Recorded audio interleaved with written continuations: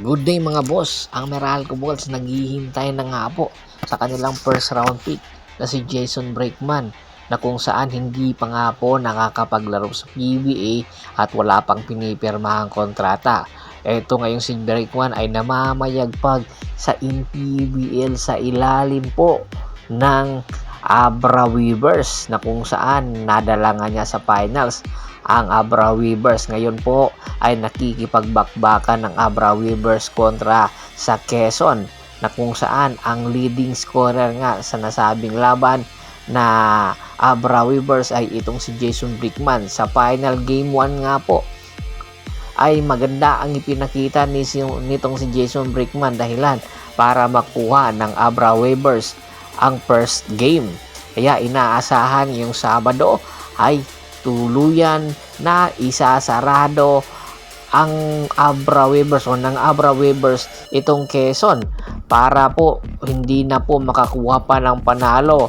Nasa home court po sila ng Abra, kaya itong si Jason Brakeman ang inaasahan nila na magdadala at dadalhin o susuportahan neto si El Diponso, na isa rin sa mga leading scorer ng Abra Weavers. Pero alam nyo ba na marami na pala nagkaka-interest dito kay Jason Brakeman, na kung saan ngayon pa lang ay tinitingnan na ang posibilidad na hingin or i-trade ng Meralco Bulls itong si Jason Brakeman. At isa pa sa posible na nasa trading block na rin ay itong guard ng Blackwater Bossing. Opo, itong guard ng Blackwater Bossing na si Cedric Berfield. Maganda ang kanyang ipinapakita sa mga nakaraan konferensya, pero ngayon Philippine Cup ay unti-unting bumababa ang kanyang performance. Isa sa mga dahilan ay ang pagkakaroon nito ng injury. At isa rin sa mga dahilan, nararamdaman na nga kasi nitong si Cedric Berfield na hindi nga makapasok ang niyang kupunan at tila yata hindi seryoso na magpalalim ng kanilang roster.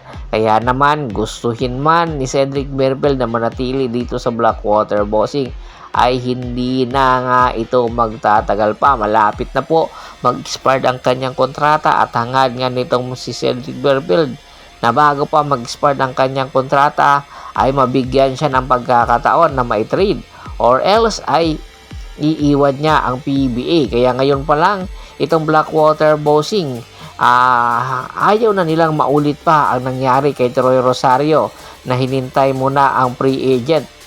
Pagkatapos ng free agent, talagang tuluyan na pinakawalan or iniwan ni Troy Rosario ang Blackwater Bossing. Ito yung hindi gusto mangyari muli ng Blackwater Bossing. Kaya ang isa sa mga nanliligaw daw dito kay Cedric Berfield para makuha ito sa Blackwater Bossing ay itong Barangay Ginebra San Miguel, na napapabalita nga pong gustong-gusto nga ni Boss Al Francis Chua itong si Cedric Berfield. Pagsimula pa lang neto sa PBA na ay nakikita na nga po ni Boss Al Francis Chua ang potensyal neto, kaya hopefully makuha nga ito. At isa pa sa posibleng nga kunin ng Barangay Ginebra San Miguel ay itong Terra Firma Jeep wingman na shooter na si Jerick Ahanmisi. Si Jerick Ahanmisi ang nakababatang kapatid ni Maverick Ahanmisi na pinakawalan nga ng Barangay Ginebra. Pero isa na namang Ahanmisi ang posibleng kunin ng Barangay Ginebra dahil nga sa kakulangan ng mga shooter ngayon ng Barangay Ginebra. Nakikita ng Barangay Ginebra ni Coach Tim Cone ang potensyal na maging superstar nitong si Jerick Ahanmisi. Ang tanong na lang sa dalawang nasabing player na nabanggit natin, sino ang mga posibleng pakawalan ng Barangay Ginebra? Yan ang ating pakaabangan. At bago po man natin tapusin ang ating kwentuhan, shoutout muna tayo sa ating mga solid na followers na lagi pong sumusuporta sa atin. Kay Kagawad Kat sa kinudukusin ng Hagor ni Bulacan, Anthony Laquialon at sa Laquialon family, Richard Pabila, Ricky Lanza ng Ricky Rider TV ng Tansa, Cavite, at pakibisita rin po ng Facebook fanpage ko na Hapres PH3, Polgoso at Bostor para po sa mga karagdagan sports balita. Hanggang sa muling kwentuhan, maraming salamat po.